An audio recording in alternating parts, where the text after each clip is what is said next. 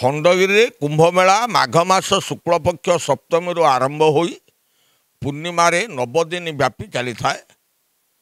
ए मेला समय अनेक साधु सन्त मैंने क्षेत्र को आसती एवं इष्टदेवी माँ बारभुजा सम्मुख सिद्ध हनुमान जो हनुमान के पहाड़ बाहरी आगे रामायण पाठ कराए 9 दिन व्यापी पारायण हुए एवं माघ मास शुक्लपक्ष चतुर्दशी रे प्रत्येक मठरू साधु सन्त मैंने आसी एक साधु सम्मेलन हुए।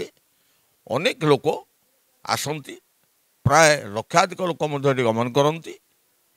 एठारे जो कुंभमेला हुए ये कौन सी नदी ना ये दुईटी पहाड़ खंडगिरी और उदयगिरी पहाड़ 5टी तीर्थ कुंड बा पानी कुंड अच्छी जार नाम कि आकाश गंगा, गुप्त गंगा, श्याम कुंड, राधा कुंड एवं उदयगिरी गोटे कुंड अच्छी ता नाम ललिता कुंड। ये पानी पंचतीर्थर जल आसी एटी कुंभमेला करा जाए एवं साधु सन्त माने आसी रामायण पाठ करती।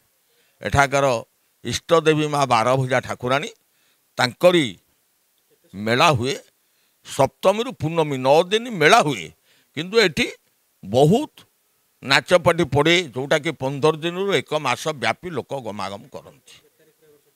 ए वर्ष आसंता फेब्रुआरी 4 रे सप्तमी आरंभ हम। साधु सन्त तो अनेक आसती तार किसी संख्या ना। साधु सन्त केते आसुची प्रत्येक पहाड़ चारिपटे बसी धरी कुंड पकाती बसंती शिष्य मैंने आसती तेणुक संख्या केतेटा आम केमती अनेक जगह अच्छी मथुरा वृंदावन काशी अयोध्या हिमालय प्रत्येक जगार उठी आसती एवं ओडिशार प्रत्येक मठबाड़ी मानक भी आसती। यहाँ प्रकृत हिमालयर सन्थ मैंने कहते हिमालय 1 वर्ष तपस्या कले जहाँ फल प्राप्ति हुए खंडगिरी गोटे दिन तपस्या कले ता ही मिले। तेणुक खंडगिरी और उदयगिरी एत गुड़े गुंफा थिला एवं अनेक गुंफा भग्न हो गलानी। आगुरी 752 गुंफा थिला एबे अनेक गुंफा भांगी भुंगी जाई बर्तमान 100 खंडे गुंफा प्राय 2टा पहाड़ अच्छी। ये गुंफा होता केवल साधु सन्त मानकर तपस्या स्थान। प्रत्येक सन्थ मैंने आसती एटी किसी बाद भेद एसब किसी न थाए।